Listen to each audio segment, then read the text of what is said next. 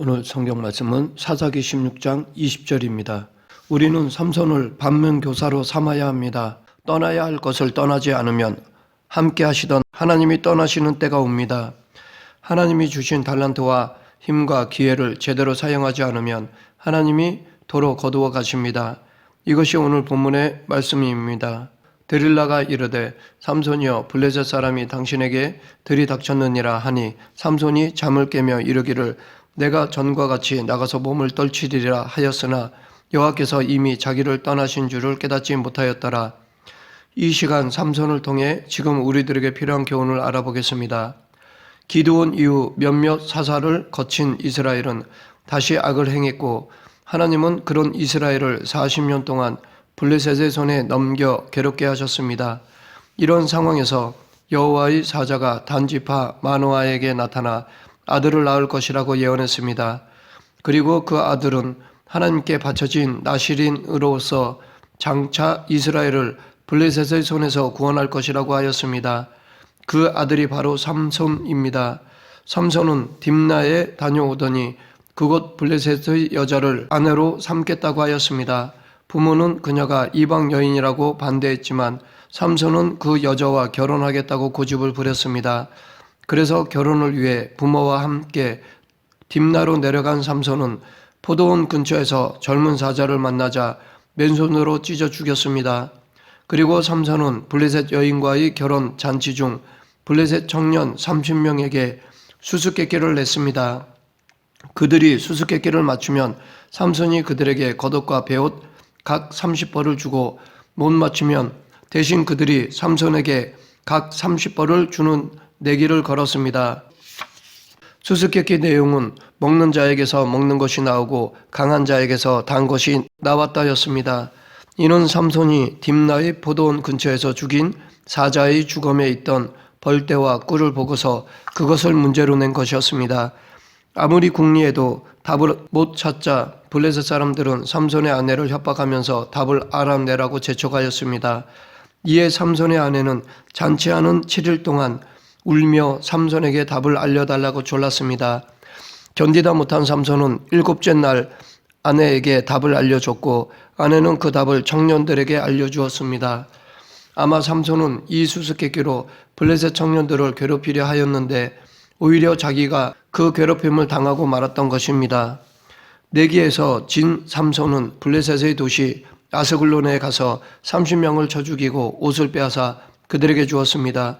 그러고도 화가 풀리지 않아 아내를 내팽개치고 혼자 고향으로 돌아왔습니다. 얼마 후 삼손이 다시 아내를 찾아갔는데 자기가 없는 사이에 장인이 아내를 다른 사람에게 주었습니다. 분노한 삼손은 여우 300마리를 붙들어서 꼬리와 꼬리를 메고 그 사이에 횃불을 달아 불을 붙인 후 블레셋 사람들의 밭으로 보내 곡식당과 곡식과 포도원과 갈람나무들을 불태웠습니다. 이에 블레셋 사람들은 화가 나서 삼손의 아내와 장인을 불태워 죽였습니다. 그러자 삼손은 많은 블레셋 사람들을 죽여 원수를 대갚았습니다. 이렇게 일이 점점 커지자 블레셋 사람들이 몰려와 유다를 공격하였습니다. 블레셋을 두려워하던 유다 사람들은 싸울 생각조차 하지 못하고 삼손을 결박하여 넘겨주었습니다. 그런데 삼손은 결박당해 넘겨졌지만 여호와의 영이 임하시니 밧줄이 불탄 삼같이 떨어져 나갔고 낙이 턱뼈로 블레셋 사람 1000명을 죽였습니다. 나중에 하나님이 샘을 터서 목마른 삼손을 살려주시는 것을 보면 이 사건에서 하나님이 삼손과 함께 하셨다는 것을 알 수 있습니다. 삼손은 당시 자신이 사사라는 자각을 하고 있었던 것 같습니다. 다만 지혜는 별로 없어서 하는 일이 어설펐습니다. 하지만 나름대로 이스라엘을 블레셋으로부터 구원하겠다는 사명감만큼은 투철해 보입니다. 방식은 엉성해도 삼손에게 그런 마음이 있었습니다. 비록 사사로서의 일처리는 잘하지 못했어도 이때가 삼손의 전성기였다고 봅니다. 이렇게 삼손은 20년 동안 이스라엘 사사로 지냈습니다. 블레셋을 물리친 삼손은 당시 유다 족속의 영웅이었습니다. 그 누구도 삼손을 이길 수 없었습니다. 삼손은 세상에 두려울 것이 하나도 없었습니다. 블레셋 사람들도 그 앞에서 쩔쩔맸습니다. 그야말로 천하무적이었습니다. 그런데 어느 날 삼손은 블레셋의 도시 가사로 가서 기생집에 들어갔습니다. 그러면 이렇게 삼손이 이스라엘과 적대 관계인 블레셋 지역 깊숙한 곳까지 들어간 이유는 무엇일까요? 삼손이 왔다는 소식이 알려지자 가사 사람들은 그를 죽이려고 밤새 성문에 매복하였습니다. 이를 눈치챈 삼손은 누워 있다가 밤중에 일어나 성 문짝들과 두 문설주, 문빗장을 빼어 어깨에 메고 헤브론 앞산 꼭대기로 갔습니다. 왜 이것을 빼들고 산으로 올라갔을까요? 블레셋 사람들이 포위했으니 그들을 상대해야 하는데 정작 삼손은 싸울 생각이 없었기 때문입니다. 그래서 불필요하게 성 문짝과 문설주와 문빗장을 빼서 산 꼭대기까지 운반하는 데 힘을 사용했던 것입니다. 이때가 삼손의 위기 순간이었습니다. 일반적으로 사람은 막힘이 없을 때 자기도 모르게 교만해질 수 있습니다. 삼손은 이스라엘이 볼 때 최고의 용사였습니다. 사사지만 이전의 기드온 같은 지도자와는 달랐습니다. 기드온은 위축되었고 힘이 없었고 두려워했습니다. 그에 비해 삼손은 힘이 넘치는 사람이었습니다. 전에는 그 힘으로 어설프게나마 하나님의 일을 해보겠다고 용기 있게 나섰지만 안타깝게도 그는 점점 타락하였습니다. 블레셋 사람들과 싸우겠다는 의지는 사라지고 괜히 제 발로 적국을 찾아가서 기생집에나 들어가는 사람이 되었습니다. 그가 하나님이 주신 힘을 제대로 썼다면 자기 민족을 구원할 뿐만 아니라 주변 나라들을 다 평정하고 열방에 하나님의 영광을 드러냈을 것입니다. 삼손은 기생집에 들어갈 정도로 타락했지만 힘은 여전히 장사였습니다. 이 점에서 우리는 하나님은 주신 것을 거두실 때가 있지만 당장 거두지는 않으신다는 것을 알 수 있습니다. 사울 왕의 경우를 보더라도 비록 그가 다윗을 시기해서 죽이려고 쫓아다니는 죄를 범하고 있었지만 하나님은 그의 왕자를 한동안 그대로 유지시키셨습니다. 그러나 다윗을 쫓아다닐 때의 사울에게는 전혀 빚이 없었습니다. 왕으로서의 부귀와 영화, 권세를 누렸지만 아무 의미가 없는 삶이었습니다. 신앙생활을 잘 안 해도 부자가 될 수 있습니다. 공부를 잘해 명문대에 가서 순탄하게 취직하여 잘 살 수 있습니다. 그러나 이런 외적인 조건을 하나님이 나를 인정하시는 것으로 착각해서는 안 됩니다. 잘 풀려 승승장구한다고 해서 하나님이 나를 인정하시는 것이라고만 여겨서는 안 됩니다. 삼손이 바로 이런 착각에 빠져 있었습니다. 우리는 하나님이 주신 건강, 재능, 재물을 하나님의 뜻에 맞게 사용해야 합니다. 하나님께 힘을 받았지만 하나님의 일이 아닌 자기 쾌락에 그 은사를 사용한 삼손은 그 삶에 아무런 감동도 빛도 없었다는 것을 기억해야 할 것입니다. 삼손은 이후에 이방 여인 드릴라를 사랑하게 되었습니다. 그런데 이것은 부모의 책망을 들으면서까지 블레셋 여인과 결혼하려던 때와는 전혀 다른 모습입니다. 그때는 그래도 명분을 만들어 블레셋을 괴롭히려고 했던 의도가 있었지만 지금은 그렇지 않습니다. 그냥 정욕에 이끌려 이방 여인 드릴라를 사랑한 것뿐입니다.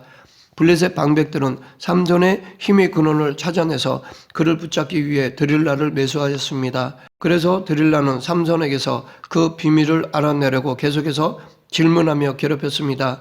이때 삼손은 직접적으로 자기의 힘의 비밀을 물어보는 드릴라를 보면서 경계해야 했습니다. 왜 자신의 비밀에 대해 그렇게 집착하는지 생각해 보아야 했습니다. 물론 삼손도 처음부터 비밀을 말한 것은 아니었습니다. 3번까지는 거짓말을 하였습니다. 처음 드릴라가 새 활줄 7으로 삼손을 결박한 후 블레셋 사람들이 들이닥쳤다고 말하자 삼손은 그 줄들을 불탄 삼시를 끊듯이 끊어버렸습니다. 또한 계속 졸라대는 드릴라의 성화에 못 이겨 삼손은 자신을 꼼짝 못하게 결박할 수 있는 방법이 새 밧줄로 결박하는 것이라고 했다가 그것이 아니었기에 다시 졸라대는 성화에 머리털 7가닥을 배틀의 날실에 섞어 짜면 된다고 했다가 그것도 아니어서 더더욱 삼손을 괴롭혔습니다. 이 정도가 되면 한 번 정도는 의심해야 했습니다. 하지만 여인에게 빠진 삼손은 눈이 어두워져 드릴라의 개교를 알아차리지 못하였습니다. 하나님을 떠나 정욕에 빠진 삼손은 결국 이런 기본적인 판단도 못할 지경까지 이르렀습니다. 혹은 아직도 교만하여 이런 것쯤은 개의치 않을 만큼 자신감이 넘쳤나 봅니다. 그러다가 그는 끝내 여인의 집요한 공세에 못 이겨 비밀을 털어놓았습니다. 삼손은 자신의 약한 부분이 무엇인지를 알고 주의했어야 했습니다. 이전에 블레셋 여인과 결혼했을 때도 아내가 수수께끼를 알려달라고 졸라대자 결국 답을 알려주고 말았습니다. 자기가 그렇게 연약한 성격인 줄 깨닫고 드릴라가 자꾸 물어보면 그 자리를 피해야 했을 것입니다. 드릴라는 삼손의 머리털을 밀었고 힘이 없어진 그를 확인한 후 블레셋 사람들에게 넘겼습니다. 삼손의 이런 어리석은 모습을 보면서 우리도 영적으로 언제 넘어질지 늘 경계해야 할 것입니다. 마귀는 늘 우리를 넘어뜨리고자 사람이나 환경을 이용하여 공격의 때를 노리고 있습니다. 그러하기에 우리는 유혹이나 시험이 자꾸 나를 괴롭힌다면 그 자리를 피해야 할 것입니다. 결국 하나님이 떠난 삼손은 아무 힘이 없는 나약한 존재일 뿐이었습니다. 정작 그는 하나님이 떠나면 아무것도 아닌 존재였던 것입니다. 즉 지금까지 그가 잘나서가 아니라 하나님이 함께 하셨기 때문에 그렇게 살아왔던 것입니다. 블레셋 사람들은 이렇게 나약한 삼손을 붙잡아 그의 두 눈을 뽑아버렸습니다. 그는 놋줄에 매인 채 옥에서 맷돌을 돌려야 했습니다. 이전 같으면 놋줄 따위는 단숨에 끊어버렸을 것인데 이제는 그럴 힘이 없습니다. 맷돌도 끙끙대며 힘들게 돌리는 신세가 되었습니다. 삼손의 생애 중 가장 비참한 순간이었습니다. 반드시 떠나야 할 여인에게서 떠나지 못하므로 결국 떠나면 안 되는 하나님께서 떠나고 말았습니다. 여인에게 빠져있던 삼손의 눈은 블레셋 사람들에 의해 뽑히고 말았고 잘못 사용된 삼손의 힘은 원수의 맷돌을 돌리는 데 사용되었으며 어디나 돌아다닐 수 있었던 삼손의 몸은 결박당해 좁은 옥에 갇히고 말았습니다. 블레셋 사람들을 대적하지 않던 그는 이제부터 블레셋 사람들을 위해 살아야 했습니다. 그들의 화풀이 대상이 되어 그들을 즐겁게 하고 그들의 신을 높이는 일을 해야만 했습니다. 우리는 이런 삼손을 반면교사로 삼아야 할 것입니다. 떠나야 할 것을 떠나지 않으면 함께 하시던 하나님이 떠나시는 때가 옵니다. 하나님이 주신 힘과 기회를 제대로 사용하지 않으면 하나님이 도로 거두어 가십니다. 두 눈이 뽑힌 채 맷돌을 돌리는 삼손의 모습을 보면서 하나님이 우리에게 은사와 기회를 주실 때 주님을 위해 사용해야 한다는 것을 다시 한번 마음에 새겨야 할 것입니다. 그렇지 않고 재능과 시간, 물질과 에너지를 엉뚱하게 사용하거나 잘못 쓰면 하나님이 거두어 가신다는 것을 명심해야 할 것입니다. 그런데 하나님의 은혜로 삼손은 이렇게 맷돌만 돌리다가 생을 마치지는 않았습니다. 블레셋 사람들은 다곤신이 삼손을 넘겨주었다고 생각하며 좋아하면서 감옥에서 삼손을 불러내어 제주를 부리게 하였습니다. 블레셋 방백들과 3,000명가량의 사람들이 모여있는 집 기둥 사이에 세워진 삼손은 자기 손을 붙든 소년에게 기둥을 의지하게 해달라는 부탁을 한 후 하나님께 부르짖었습니다. 옥에서 맷돌을 돌리면서 블레셋 사람들 앞에서 제주를 부리면서 삼손은 어떤 생각을 했을까요? 아마 후회하고 또 후회하였을 것입니다. 그동안 자신의 삶을 뒤돌아보며 철저히 하나님께 용서를 구했을 것입니다. 두 눈이 뽑히고 원수들에게 조롱을 당하는 비참한 신세가 된 삼손, 맨손으로 사자를 찢고 나귀 턱뼈로 원수 1,000명을 죽이던 위세는 온데간데 없고 원수들 앞에서 재롱이나 부리는 광대로 전락한 삼손, 그는 인간으로서 견디기 힘든 육체적 고통과 정신적 수치심을 겪었습니다. 무적의 용사였던 그가 가장 초라한 자로 전락해버렸습니다. 그러나 생의 마지막 순간 삼손은 지난날의 허물을 뒤로하고 오직 한 가지를 하나님께 간구했습니다. 블레셋의 원수를 갚기 위해 한 번만 더 힘을 달라고 부르짖었습니다. 주 여호와여 구하옵나니 나를 생각하옵소서. 하나님이여 구하옵나니 이번만 나를 강하게 하사 나의 두 눈을 뺀 블레셋 사람들에게 원수를 단 한 번 갚게 하옵소서. 물론 이 기도를 드리기 전 옥에 있을 때 삼손의 머리털이 다시 자라기 시작했습니다. 하지만 머리털이 자란다고 저절로 힘이 생기는 것은 아니었습니다. 하나님이 은혜를 주셔야 힘이 생기는 것입니다. 만약 하나님이 이번에 삼손의 간구를 들어주시지 않으시면 그는 계속 제주를 부려야 하고 다시 감옥에 들어가 맷돌을 돌려야 했습니다. 평생 앞을 못 보는 어둠 가운데서 어리석은 지난 날을 후회하며 슬픔과 비참함에 빠진 채 조롱거리로 살 수밖에 없습니다. 이것은 살아도 사는 것이 아닙니다. 죽는 것보다 더 못한 삶입니다. 그러했기에 삼손은 블레셋 사람들에게 원수를 갚으면서 그들과 함께 죽기를 원했습니다. 이때 하나님이 그 비천한 삼손의 처절하게 울부짖는 기도에 응답해 주셨습니다. 삼손이 집을 버티고 있는 두 기둥에 하나는 왼손으로 하나는 오른손으로 감싸고 힘을 다하여 몸을 굽히자 집이 무너져 그 안에 있던 방백들과 백성들이 다 죽었습니다. 성경에는 이 장면에 대해 삼손이 죽을 때에 죽인 자가 살았을 때에 죽인 자보다 더욱 많았다고 기록하고 있습니다. 삼손은 최후의 장렬한 죽음을 택함으로써 그동안의 모든 잘못을 인정하고 하나님 앞에서 사사로서의 마지막 사명을 감당하였습니다. 철저히 회개한 삼손에게 하나님은 용서하시고 다시 한번 기회를 주신 것입니다. 말씀을 맺겠습니다. 하나님은 삼손이 더 이상 원수들에게 조롱거리가 되지 않도록 다시 힘을 주셨습니다. 그가 원수를 갚고 사사답게 생을 마무리할 수 있도록 은혜를 베풀어 주셨습니다. 이것이 하나님의 긍휼입니다.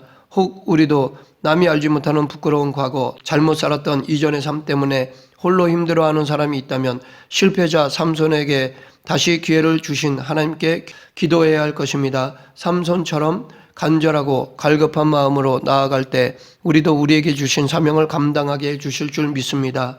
우리 모두 하나님이 주신 사명을 늘 마음에 새기며 충성하는 그리스도인이 되길 간절히 축원합니다. 기도하겠습니다. 생사화복을 주관하시는 하나님 아버지, 하나님이 주신 달란트를 내 자신이 아닌 하나님의 영광을 위해 사용하는 저희 모두가 되게 하여 주시옵소서. 예수님 이름으로 기도드립니다. 아멘.